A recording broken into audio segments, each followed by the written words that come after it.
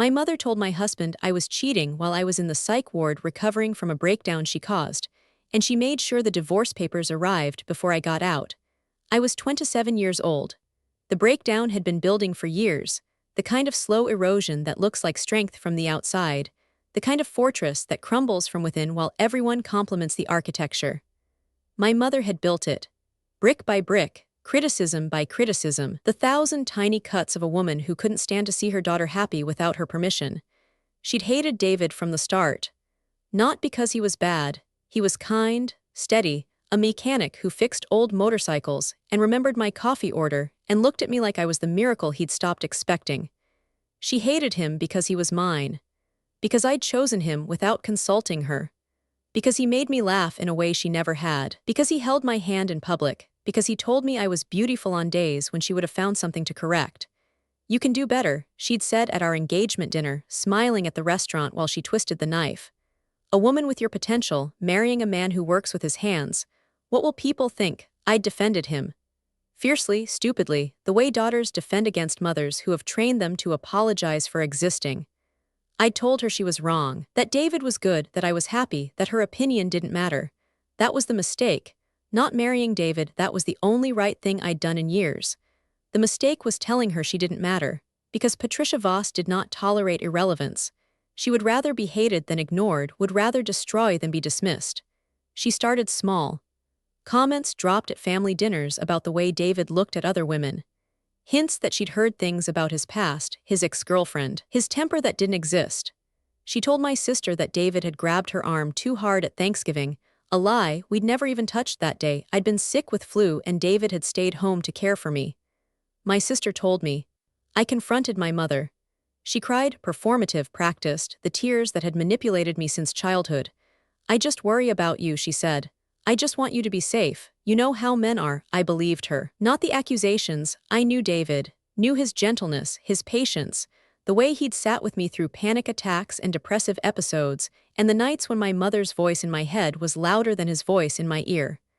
But I believed that she worried, that she loved me in her twisted way, that her cruelty was concern misdirected, not malice calculated. I was wrong.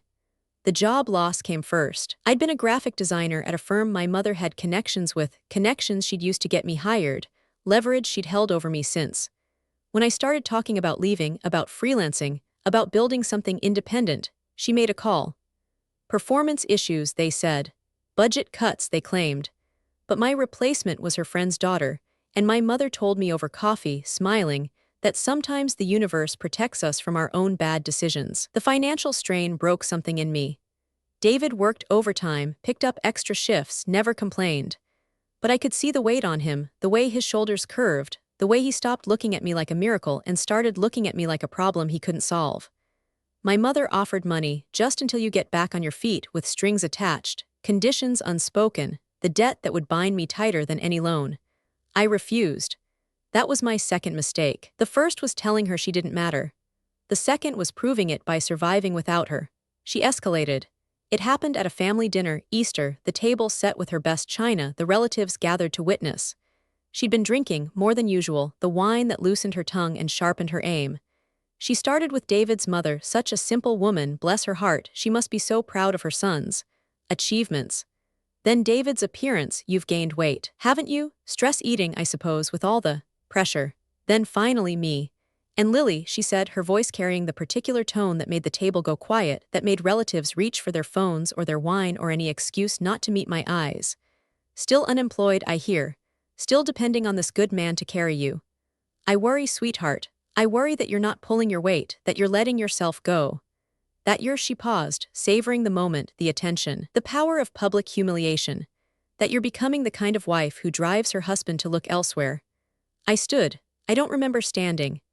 I remember the room tilting, my mother's face swimming in the candlelight, the sound of my own voice, high, broken, desperate, telling her to stop, telling her she was wrong, telling her that she didn't know me, didn't know us, didn't know anything about love or marriage or what it meant to build something without her poison.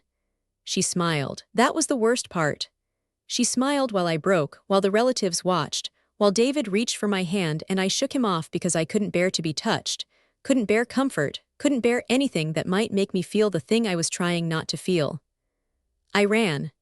Not to David's car, to my mother's guest bathroom, where I locked the door and sat on the floor and felt the walls close in, the air disappear. The world narrow to a point of panic that had no name and no end.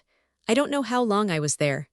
I remember David pounding on the door, my mother's voice calm, reasonable. She's always been dramatic. Let her have her moment, and then nothing. The darkness that wasn't sleep but wasn't consciousness either, the void that swallowed me whole and spit me out in a hospital bed 3 days later. The psych ward. My mother's recommendation, delivered with tears and concern to the doctors who didn't know her, who saw a mother grieving for a daughter's episode, who signed the commitment papers based on her testimony that I'd been increasingly unstable, paranoid, possibly a danger to myself.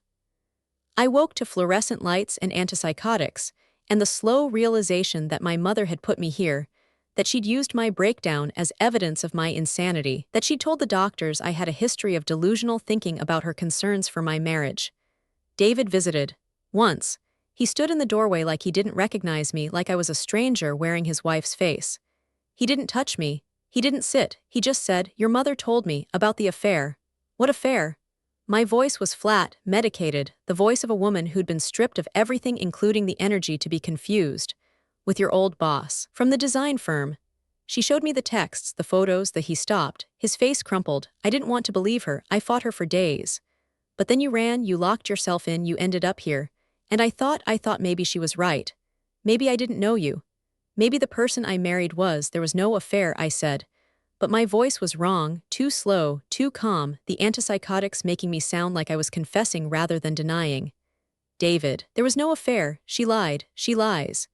I need time, he said, and he left. He didn't come back. The divorce papers arrived the next day, drafted by a lawyer my mother recommended, served by a process server who found me in the day room, who handed me the envelope while other patients watched, who said you've been served like it was a diagnosis. I sat with the papers for an hour, maybe more. I didn't cry. The medication wouldn't let me. I just felt the weight of them. The official language that dissolved 8 years of marriage into property division and custody arrangements for children we didn't have, and spousal support that David couldn't afford and I didn't want. Then I made a promise. Not out loud. The ward didn't allow privacy, but there were corners of my mind the medication couldn't reach, places my mother had never found, a core of self she'd spent 27 years trying to erode and hadn't finished. I will come back for you, I promised the woman I'd been, the woman who'd loved David, who'd believed in happiness, who'd thought she could build a life without her mother's permission. I will come back, and I will build something she can't reach, can't destroy, can't even understand. And she will watch me thrive. Welcome to Little Bunny Stories. If you're here, maybe you know what it means to have your mother use your breakdown as a weapon against you. Maybe you know the particular horror of waking in a psych ward to find your marriage dissolved by lies you didn't tell. Maybe you know what it's like to sit with divorce papers in a day room while other patients watch, swearing to the fluorescent lights that you will not disappear. If that's you, subscribe. Not because I have comfort, because I have a promise. And because the story I'm about to tell you ends with me standing in my mother's kitchen, watching her realize that the daughter she broke is the woman she can no longer touch. Here's my story. I stayed in the ward for 6 weeks. Not because I needed to, the psychiatrist. Once he met me properly, once the medication cleared enough for me to speak in sentences that made sense, recognized the difference between breakdown and breakdown caused. But my mother had insurance connections, had filed the commitment, had legal standing that required court review for early release. I used the time. I used every minute of it. I read. The ward library was small self-help books with pages missing, old magazines, a few battered novels. But I read them all, cover to cover, the way a drowning person breathes air. I learned about narcissistic personality disorder, about parental alienation, about the specific cruelty of mothers who see their daughters as competition rather than continuation. I learned that my mother's behavior had a name, a pattern, a predictability that made it less personal and therefore less powerful. I wrote. In a notebook the art therapist gave me, I filled pages with drawings, words, plans, the outline of a life I would build when I escaped. I drew David's face from memory, then crossed it out, then drew it again, then crossed it out, until I realized that the man who'd believed my mother over me was not the man I'd married, or perhaps was exactly the man I'd married, the man whose kindness included a fragility that couldn't withstand her performance. I didn't forgive him, but I stopped needing him. I planned. With a patient advocate named Gloria, a woman who'd survived her own mother's destruction and dedicated her life to helping others survive theirs, I built a strategy. Legal emancipation from my mother's insurance. Financial independence through disability benefits that I qualified for legitimately. The breakdown was real, the damage documented, the system that had trapped me also providing the means to escape. A discharge plan that included housing, employment, therapy that wasn't controlled by my mother's connections. Gloria was the first person who believed me without reservation. "Your mother is a predator," she said, flatly. Without the hesitation that usually accompanied such statements, the social workers need to remain neutral, the therapist's training to see both sides. She identified your strength, your capacity for love, your desire for independence, and she decided to destroy them. Not because you threatened her, because your existence reminded her of everything she wasn't. I held on to that. In the dark, in the medication fog, in the days when my mother's voice in my head was louder than Gloria's, I held on to the truth that I was not crazy, not broken, not the person my mother had described. I was targeted. I was surviving. I would thrive. I was discharged on a Tuesday. My mother came to collect me, arranged it without my knowledge, appeared in the lobby with flowers and tears and the performance of maternal devotion that had fooled everyone except me. "My baby," she said, reaching for me. "I'm so glad you're better. I found the most wonderful facility, a residential program, just until you're fully stable." "No," I said. She stopped. The smile flickered. "Lily, sweetheart, you can't just. The doctors agree that you need continued care, that independent living would be." "The doctors," I said, "agree that I'm competent to make my own decisions." Gloria helped me file the paperwork. "I'm discharged to my own care. I have housing. I have a job interview. I have a life that doesn't include you." The smile vanished. The mask dropped. In its place, the face I'd seen in private since childhood, cold, calculating, the predator Gloria had named. "You'll fail," she said, not loudly. The lobby was public and Patricia Voss performed even in collapse. "You'll fail and you'll come crawling back and I'll be here because I'm your mother and that's what mothers do. We forgive, we accept." "Will you try to destroy my marriage?" I said. Not loudly either, but clearly the voice I'd found in the ward, the voice that didn't need her permission to exist. "You committed me under false pretenses. You showed my husband forged evidence of an affair. You had divorce papers served to me in a psychiatric facility. You are not my mother, you are my abuser, and I am done." I walked past her. Out of the lobby onto the street, into a world that felt too bright, too loud, too open after 6 weeks of fluorescent confinement. I didn't look back. I heard her heels behind me, then stopping, then the silence of a woman who'd never been walked away from and didn't know how to follow. I took a bus to Gloria's apartment. She'd offered her couch, "Just until you find your feet," the generosity of survivors who know that independence starts with interdependence. I slept for 14 hours. I woke to sunlight and the smell of coffee and the realization that I was free, not safe, not secure, not whole but free. The first freedom I'd had since birth, the freedom to exist without my mother's permission, her presence, her poison. I started building.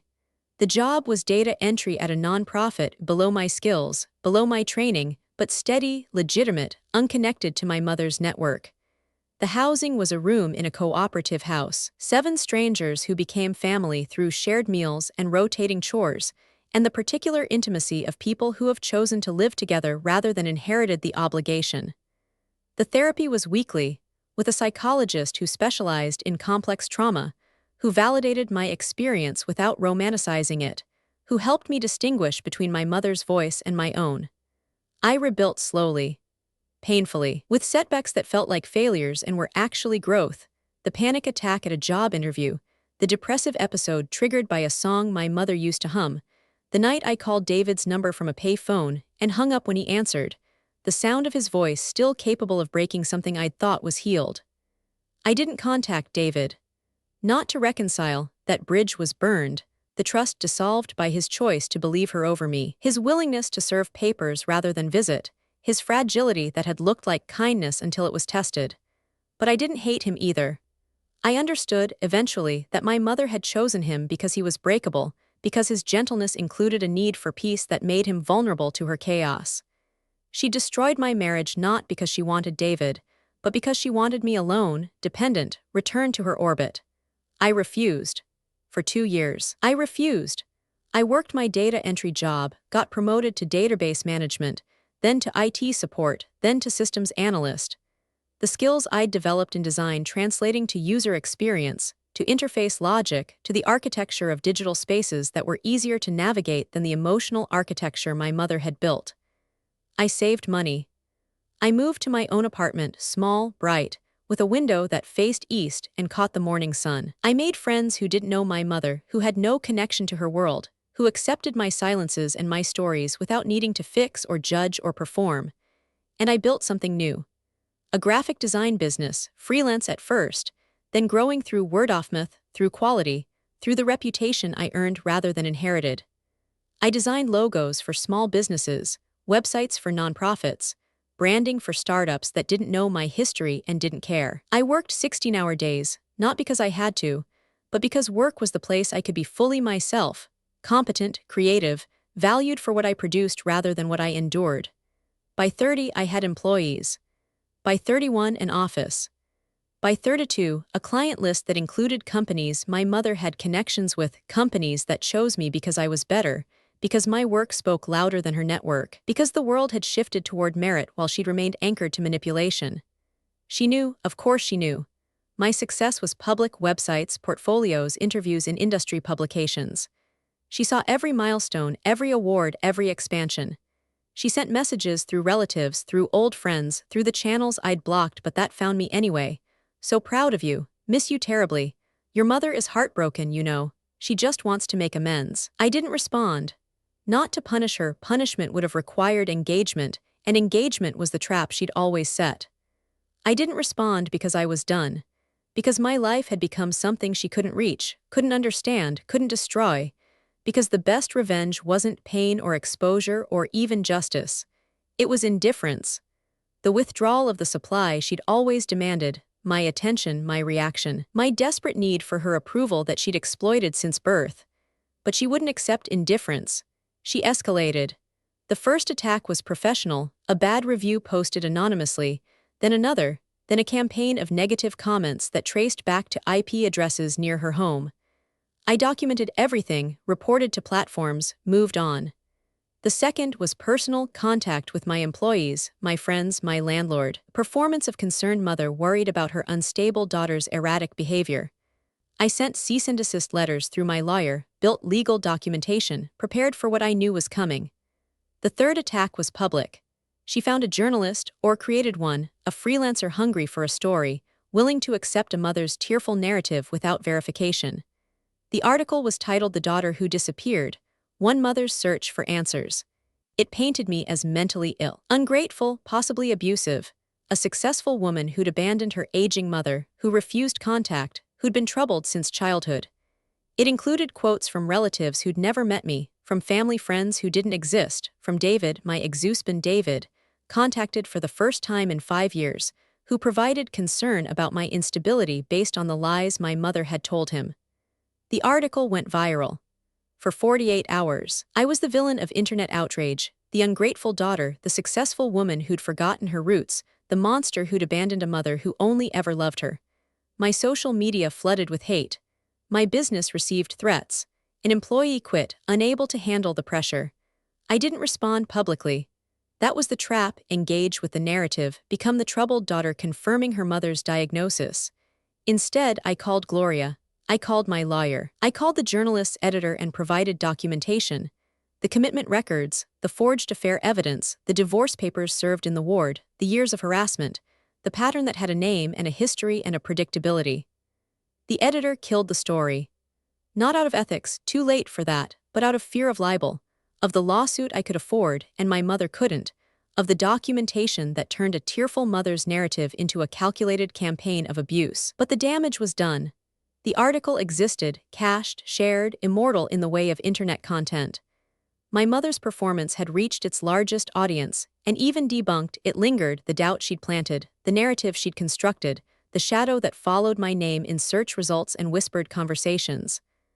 I could have sued, could have pursued criminal charges for harassment, for defamation, for the fraud of the commitment, for the forgery that had destroyed my marriage. My lawyer recommended it. Gloria encouraged it. She's not stopping, Gloria said. She'll keep escalating until you stop her legally or until she wins. I considered it. For weeks, I planned the lawsuit, gathered evidence, prepared to destroy my mother in the way she tried to destroy me, publicly, permanently, with documentation and depositions and the truth that would make her performance impossible. But I didn't file. Because I realized in the planning that I was becoming her, the person who used the system as weapon, who turned relationships into litigation, who measured victory by the other's defeat. I didn't want to win against her. I wanted to win despite her. I wanted to build something so solid, so undeniable, so completely mine that her attacks bounced off like rain on stone. I chose a different strategy. I chose to thrive. I expanded the business. Hired more employees, opened a second office, developed a training program for designers from disadvantaged backgrounds. The broken, the discarded, the ones who'd been told they weren't enough by people who should have lifted them up. I started speaking publicly, not about my mother, but about resilience, about rebuilding, about the architecture of self that could survive any storm. I wrote a book, not a memoir, not an exposé, but a guide to professional growth that included, in its dedication, to those who built without permission. I met someone, Elena, an architect who designed community spaces, who'd read my book and recognize something in its pages that I hadn't fully articulated, the possibility of structure as healing, of space as safety, of buildings that could hold people better than families sometimes did. She was fierce, funny, unafraid of my silences or my stories. She didn't need me to be healed. She needed me to be honest, to be present, to be building rather than surviving. We moved in together. A loft with eastern windows, with space for my design work and her drafting tables, with a kitchen where we cooked together and a bed where we slept without performance. She met Gloria, met my cooperative house friends, met the employees who'd become family. She never met my mother. I made that boundary clear, and she respected it without needing explanation. My mother tried to breach it. She showed up at my office, my home, Elena's firm. She sent letters, gifts, messages through increasingly desperate channels. She played the concerned mother, the abandoned parent, the aging woman who just wanted to understand. She tried everything, tears, threats, the full range of performances that had controlled me for 27 years. I didn't engage. Not coldly, not cruelly, not with the satisfaction of punishment. Simply, completely, finally, I didn't engage. I had employees handle office visits, lawyers handle legal threats, a security system handle home appearances. I didn't hate her. I didn't forgive her. I simply didn't need her to be anything, not mother, not monster, not the defining force of my existence. She couldn't survive that. The indifference, the absence of supply, the vacuum where her daughter's reaction should have been. She escalated further, wilder, more public interviews with increasingly marginal outlets, social media campaigns that grew increasingly unhinged, accusations that shifted from ungrateful daughter to abusive manipulator to criminal fraud without evidence or consistency. The last interview was the breaking point. A conspiracy podcast, the kind that traffics in outrage without verification, where my mother claimed I'd stolen her identity, drained her accounts, committed her under false pretenses to seize her assets. The claims were easily disproven, my financial records were public, my business independently audited, my mother's accounts untouched by my hands. But the performance was desperate, the mask slipping, the predator Gloria had named finally visible to anyone who looked closely. The podcast's audience turned on her. Not because they believed me, most had never heard of me, but because her story didn't hold, her emotions didn't convince. Her claims collapsed under the weight of their own inconsistency. Commenters noted her contradictions, her shifts, the way she answered questions about me with stories about herself. The podcast host, sensing the turn, pressed harder, and my mother, unaccustomed to challenge, broke. She raged, she cried. She accused the host of being in on it, of working for Lily, of the conspiracy that had become her only explanation for a world that refused to validate her performance. The episode was removed, but not before it was clipped, shared, analyzed. My mother became a cautionary tale, the narcissistic parent exposed by her own need for attention, the abuser who'd finally found an audience that wouldn't cooperate. I didn't watch it. I was told about it by Elena, by Gloria, by employees who'd seen fragments and wanted to ensure I was okay. I was okay. More than okay, I was building, thriving, living in the space I'd created where my mother's voice was finally, completely, irrelevant. But I did visit her. Once. Not to gloat, to punish, to perform my own victory. I visited because I was done with the anger, the fear, the need for her to be anything other than what she was.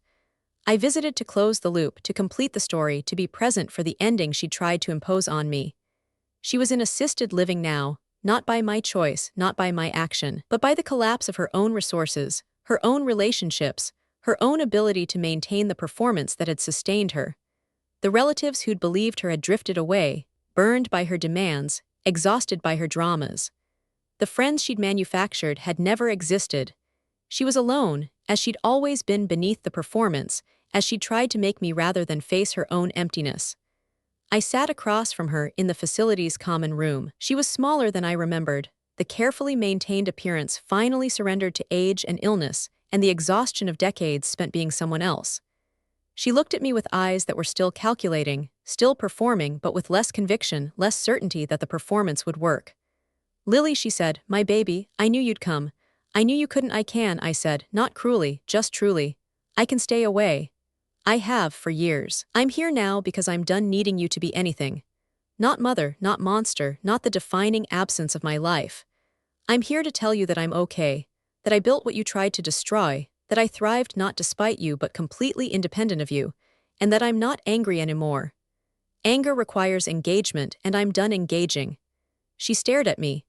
The performance flickered, concern, tears, the maternal devotion that had always been her most effective mask. But it didn't hold. Couldn't hold, not against the indifference that was my final, complete victory. "You're cruel," she whispered. "To come here to say these things to I'm honest," I said. "For the first time between us, I'm honest. You tried to break me, Mom. You used my love for you as a weapon, my need for your approval as leverage, my breakdown as an opportunity. You destroyed my marriage, my reputation, my mental health, and I rebuilt them. Without you, despite you. Beyond you." I stood. I walked to the door. I stopped, my hand on the frame, and I looked back at the woman who'd given me life and spent 27 years trying to take it back. "I'm not forgiving you," I said. "Forgiveness would require you to acknowledge what you did, and you can't. You're not capable, but I'm not punishing you either. I searched for the word, found it. I'm just done. Live your life, Mom, perform for whoever will watch. But don't perform for me. I'm not your audience anymore." I left. I didn't look back. I heard her calling after me, the voice shifting from maternal to desperate to rage, the full range of performances that had controlled my childhood, my adolescence, my early adulthood. I didn't turn. I didn't respond. I walked out of the facility, into sunlight, into the life I'd built that she couldn't reach, couldn't destroy, couldn't even understand. Elena was waiting in the car. She didn't ask how it went. She just took my hand, drove us home, made tea while I sat in the eastern light and felt something I hadn't expected, not victory, not satisfaction, but peace. The peace of a war finally ended, not by winning but by refusing to fight. I'm Lily. I'm 34 years old. I'm a daughter who survived her mother's destruction and built a life that made the destruction irrelevant. I learned that the opposite of cruelty is not kindness, it is indifference. The complete, total, final withdrawal of the supply that feeds the predator. The freedom to exist without permission, without reaction, without the need for the monster to acknowledge your humanity. If your mother ever used your weakest moment to destroy you, or if you're still rebuilding what she tried to break, drop a dove below. I read every single comment. And if this story made you want to thrive rather than fight, hit subscribe. We tell stories like this every week. What are you finally ready to build beyond their reach? Backhand index pointing down.